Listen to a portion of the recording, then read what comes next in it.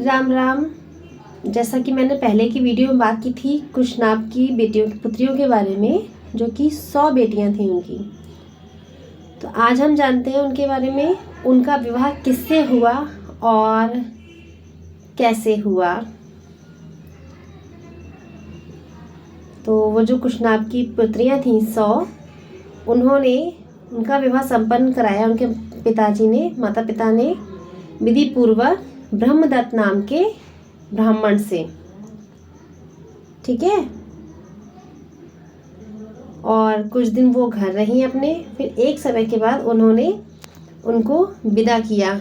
विदा करके उनके ससुराल वापस भेज दिया और बड़े ही उदास रहने लगे। बाद में फिर एक टाइम के बाद उनके मन में विचार आया, उन्होंने सोचा क्यों ना मैं एक यज्ञ संपन्न करूं पुत्र प्राप्ति के लिए।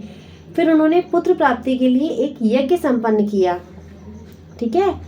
तो उन्होंने अपने पुत्र का नाम रखा गाधी।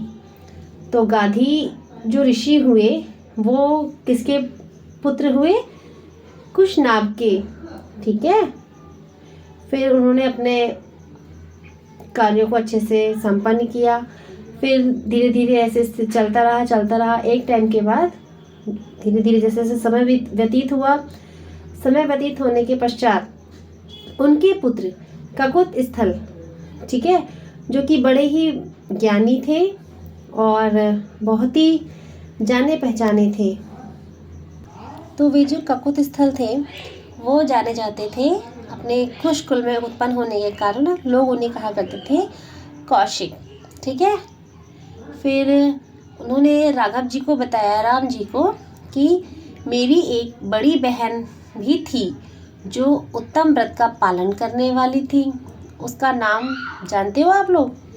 मेरी मम्मी को बहुत अच्छे से पता है, बचपन से कहानी सुनाती आई हैं। ठीक है।